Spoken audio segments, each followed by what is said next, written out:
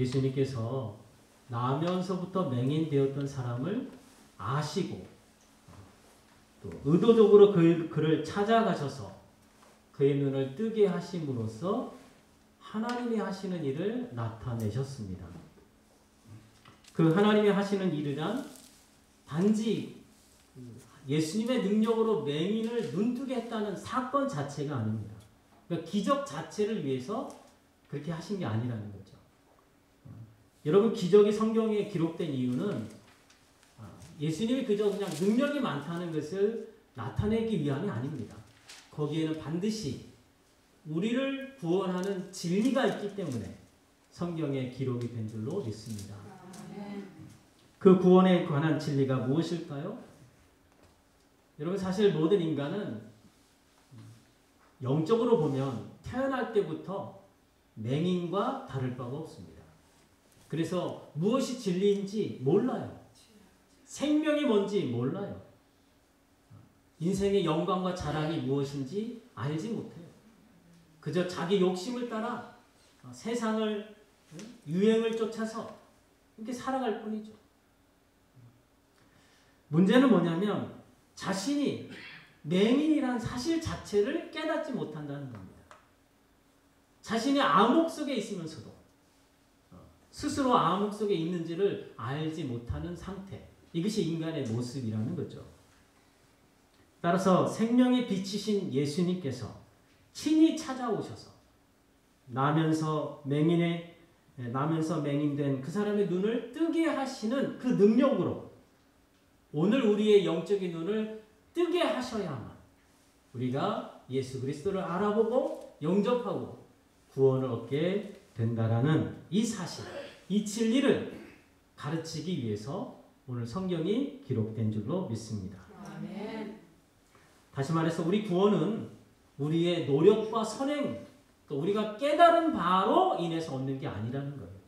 오직 예수님이 먼저 아시고 친히 찾아와 주셔서 우리의 영적인 눈을 뜨게 하심으로써 우리로 하여금 예수 그리스도를 영접하게 하셔서 우리가 구원을 얻게 된다는 사실입니다. 그래서 구원은 은혜라고 말하는 거예요. 여러분, 이 나면서 맹인되었던 사람, 그 인생은 시작부터가 불행이었죠. 그래서 주변에 사람들이 아유 불쌍하다, 차라리 태어나지 않았으면 좋았겠다, 그런 말을 들으며 살았을 거예요. 얼마나 상처가 되었겠습니까? 그 누구도 그 인생을 복되다 말하지 않았습니다. 그래서 그 스스로도, 맹인 스스로도 자신의 인생을 보면서 한탄했겠죠.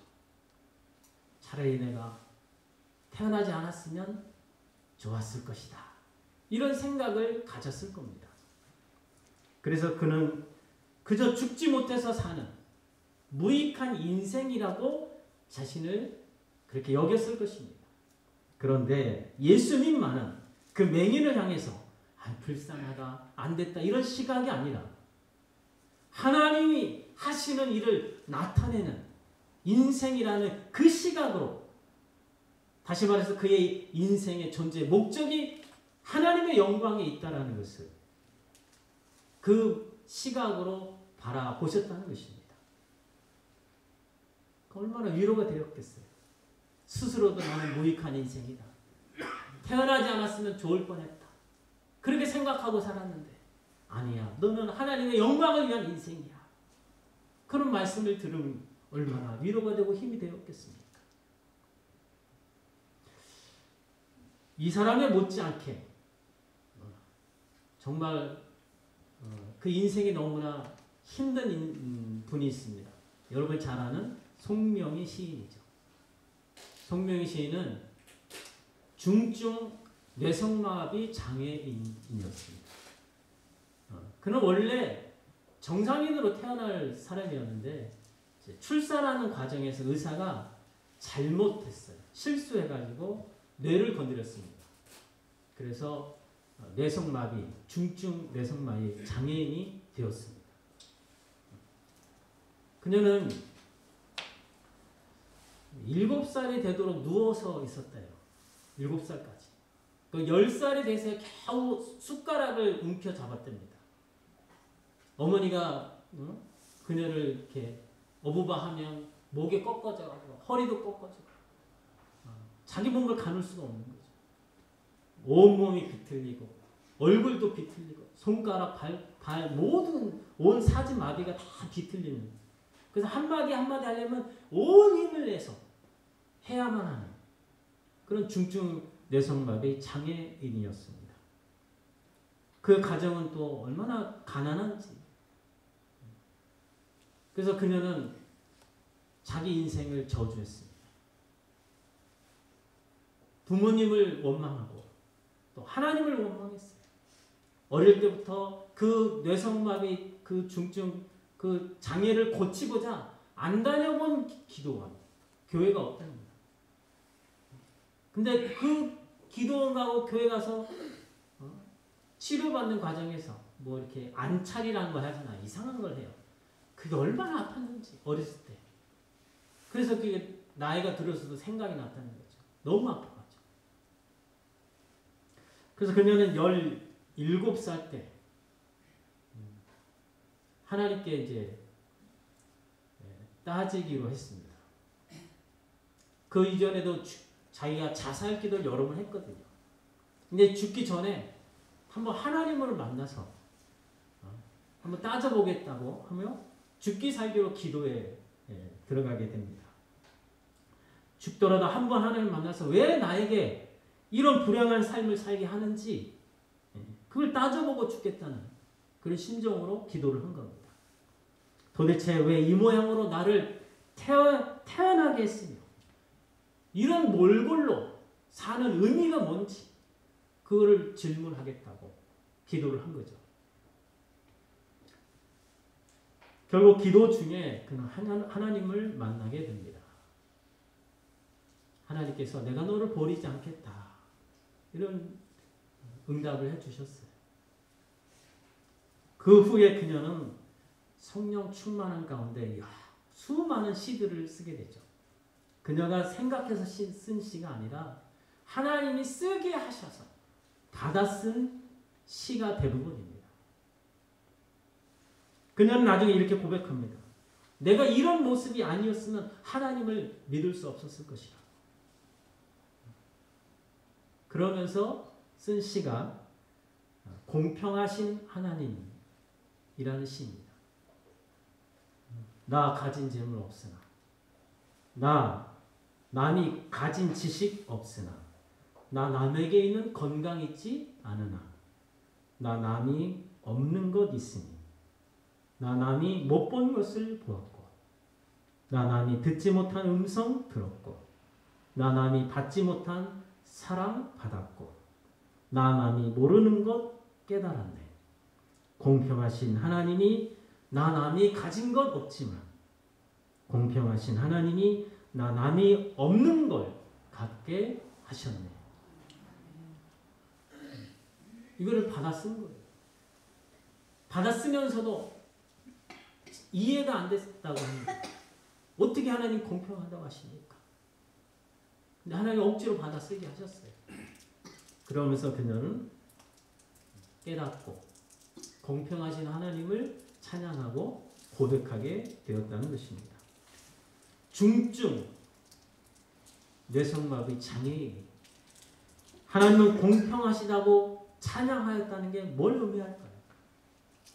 우리가 어떤 모습, 어떤 형편에 있든지 우리는 하나님을 향해서 원망하거나 불공평하다고 말할 수가 없다라는 사실입니다. 사람들은 말하기를 안 태어났으면 좋았을 뻔했다. 그녀 스스로도 그렇게 생각했어요. 왜 나를 유산시키지 않았는지. 유산되었으면 얼마나 좋았겠냐. 그러나 사람들이 모르는 인생 목적이 하나님 안에는 있는 줄로 믿습니다. 그래서 모든 인생이 하나님의 하시는 일을 위하는 복된 인생이 되는 줄로 믿으시기를 축원합니다. 우리 예수님만이 인생의 해답입니다. 그분만이 우리를 죽음에서 생명으로 바꾸실 수 있는 줄로 믿습니다. 죄인을 의인으로, 슬픔을 기쁨으로, 불행을 행복으로, 저주를 축복으로, 죄 대신 화관으로, 썩어질 것은 썩지 않을 것으로, 부끄러운 것은 영화로운 것으로, 약한 것은 강한 것으로, 죽을 것은 생명으로 바꾸시고 회복시키는 전능하신 하나님이심을 믿으시기를 축원합니다. 아멘. 예수님은 우리 외모를 보시지 않으셔요. 있는 모습 그대로 받으셔서 하나님의 하시는 일을 나타내실 줄로 믿습니다. 그러므로 여러분 자신의 모습이 못마땅할 때가 많이 있잖아요. 나 자신을 보면서도 참 안 됐다 싶은 그런 마음이 들잖아요. 그러나 예수 그리스도 안에서는 하나님의 능력 안에서 맹인을 눈뜨게 하시는 그분의 능력이 우리를 눈뜨게 하셔서 우리가 누리는 것이 얼마나 감사하고 얼마나 놀라운 것인지 그를 깨닫게 해 주실 줄로 믿습니다. 오늘 본문에서도 날 때부터 맹인이었던 사람이 예수님의 은혜를 입게 됩니다. 그는 예수님께 고쳐달라고 요구하지 않았잖아요. 먼저 예수님이 그를 아시고 찾아오셔서 그를 고쳐 주셨습니다. 그의 눈을 뜨게 하셨습니다. 그래서 그는 예수님을 영접하게 됩니다. 그리고 예수님을 단지 위대한 스승, 선지자로 고백하는 것이 아니라 메시아, 전능하신 하나님, 구원자로 고백을 하게 됩니다. 이 믿음과 함께 그 사람은 이제 변화된 모습을 보여주게 됩니다. 세 가지로 말씀을 드려보겠습니다.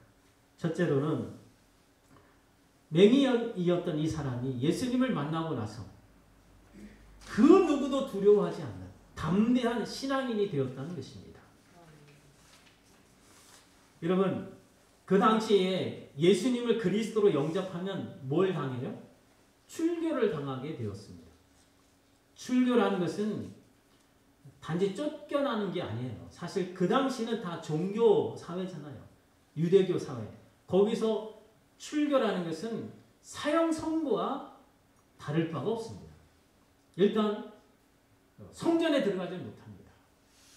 그리고 그 사회에서 경제적으로 또 정치적으로 소외가 되고 쫓겨납니다. 그래서 출교가 얼마나 무서운 것인지 맹인이었던 그 부모가 잘 보여주고 있습니다.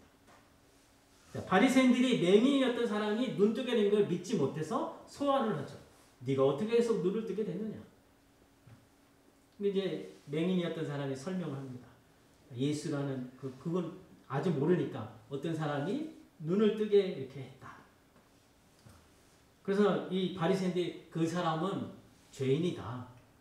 그러니까 이 맹인이었던 사람이 뭐라 그럽니까? 나는 그건 모르겠다. 어찌 죄인이 나면서 맹인 되었던 사람을 고칠 수 있느냐. 그렇게 하면서 자기 자신이 예수님의 제자가 되려고 하는 그 마음을 피력을 하죠. 그러니까 이제 바리새인들이 더 화가 나가지고 우리는 그 사람이 어디서 왔는지도 모른다. 그 사람은 죄인이다. 그러니까 맹인이 이상하다. 어떻게 죄인이 그런 놀라운 일을 행할 수 있느냐 하면서 자기 자신은 예수님을 선지자로 이렇게 고백을 하게 됐죠. 그런데 그 맹인 되었던 것을 믿지 못해서 부모를 또 소환을 합니다. 네 아들이 이 사람이 네 아들 맞냐? 예, 맞습니다. 그러니까 어떻게 해서 눈을 뜨게 됐느냐? 저는 모르겠습니다. 왜 모르겠어요? 가장 기쁜 소식을 주변의 사람들이 부모에게 제일 먼저 전했을 텐데 분명히 알고 있었죠. 그런데 이제 자기들 입에서 그리스도가 예수 그리스도가 고쳐 주셨다 이 말을 하게 되면 혹시 출교당할까봐 겁이 나서 그래서 이 아들이 장성했으니 이 아들에게 물어보시라고 그렇게 떠넘기게 되잖아요. 근데 이 맹인 되었던 사람은 전혀 위축되지 않습니다. 두려워하지 않아요. 출교 당할 것을 각오를 하고 예수님의 제자 되려고 이렇게 고백을 하고 있다는 것입니다. 사랑하는 성도 여러분, 예수님을 진정 만나게 되면 우리가 이런 담대함을 얻게 될 줄로 믿습니다. 마태복음 10장 32절입니다. 같이 했습니다. 시작. 누구든지 사람 앞에서 나를 시인하면 나도 하늘에 계신 내 아버지 앞에서 그를 시인할 것이요. 사람들 앞에서 예수님을 시인을 하는 거죠. 나 예수님을 믿습니다. 그러면 예수님께서도 하늘에 계신 아버지 앞에서 그를 이 사람은 내 제자다, 내 백성이다, 이렇게 시인하신다는 말씀입니다. 여러분, 이 말씀은 위급한 상황에서 우리에게 선택을 잘하라 하는 말씀일까요? 근데 예수님을 그 위급한 상황에서 예수님을 시인하면 천국 가고 예수님을 부인하면 지옥 가고 그런 말일까요? 그렇지는 않습니다. 만약 여러분 구원의 당락이 우리의 선택에 달렸다면 참 심각한 문제가 발생합니다. 먼저는 수제자, 예수님의 수제자인 베드로도 천국에 못 가요. 왜요? 예수님을 3번이나 부인했잖아요. 근데 지금 베드로는 어디 있을까요? 천국에 있겠죠. 어떻게 해서 그가 예수님을 3번이나 부인했는데 천국에 있게 되었을까요?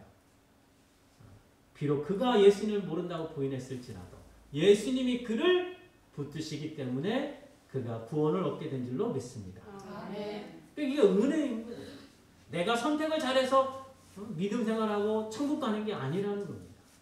예수님이 나를 붙드시기 때문에 내가 천국에 가게 될 줄로 믿습니다. 그래서 예수님이 이런 말씀을 하시죠. 시몬아 시몬아 보라 사탄이 너희를 밀가부르듯 하려고 요구하였으나 그러나 내가 너를 위하여 내 믿음이 떨어지지 않기를 기도하였으니 너는 돌이킨 후에 내 형제를 굳게 하라. 그러니까 예수님이 제자들을 위해서 기도하시기 때문에 그들이 제자로서 복음 전도자로서 성도로서 살아갈 수 있고 결국엔 천국에 간 줄로 믿습니다. 사탄이 제자들을 밀가부르듯 요구한다는 게 뭘까요? 그러니까 제자들을 샅샅이 조사를 해서 제자들을 참소할 거리를 얻고자 달라는 거죠. 근데 예수님이 주실 수가 없죠. 예수님이 붙들고 있으니까. 예수님이 그들을 위해서 기도해 주시니까 그들이 믿음 생활을 유지하고 구원을 얻게 된 줄로 믿습니다. 두 번째로 바리새인들이 예수님에 대해서 죄인이라고 얘기하고 그가 어디서 왔는지 알 수 없다고 말했을 때 맹인이었던 사람은 그것을 이상히 여기고 자기는 한 가지 아는 것이 있다. 그 한 가지 아는 것, 그 뭐예요? 맹인이었다가 지금은 본다는 거죠. 여러분 이것이 굉장히 중요합니다. 한 가지 아는 것. 그게 뭐냐면 하나님께서 내게 베푸신 은혜. 그것을 아는 것입니다. 하나님 내게 베푸신 은혜를 붙드는 것. 그것이 신앙생활에 매우 중요합니다. 왜 그렇습니까? 우리 신앙생활 하다 보면 항상 꽃길만 걷지 않아요. 가시밭길, 좁은 길, 힘든 그 어려운 길을 걷게 됩니다. 그러면 세상 사람들이 이제 이야기하죠. 야, 네가 예수 믿고 교회 다니더니 그 꼴이 뭐냐? 이런 욕을 우리에게 한다는 거죠. 그때 우리는 어떻게 해야 되겠습니까? 한 가지 아는 걸 붙들어야 됩니다. 내게 베푸신 하나님의 은혜를 붙들어야만 우리가 견뎌내고 믿음으로 승리하게 된다라는 사실입니다. 우리 모두가 한 가지 붙들어야 할 것은 바로 하나님이 우리에게 베푸신 그 은혜인데 그 은혜가 어떠한지 우리 함께 로마서 8장 32절 읽겠습니다. 시작. 자기 아들을 아끼지 아니하시고 우리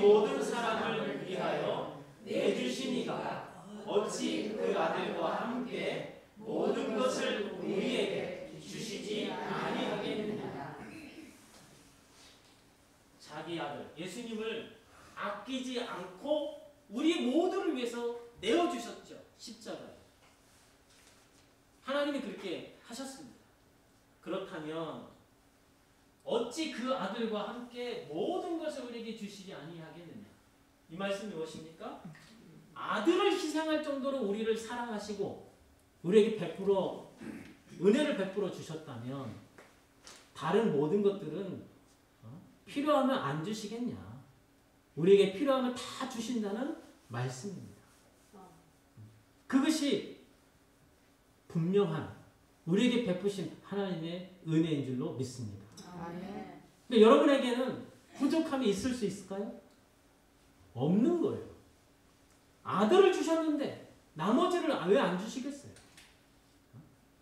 그래서 우리가 하나님 안에서 만족할 수 있고 자족할 수 있고 항상 기뻐하며 범사에 감사가 나오게 되는 줄로 믿습니다.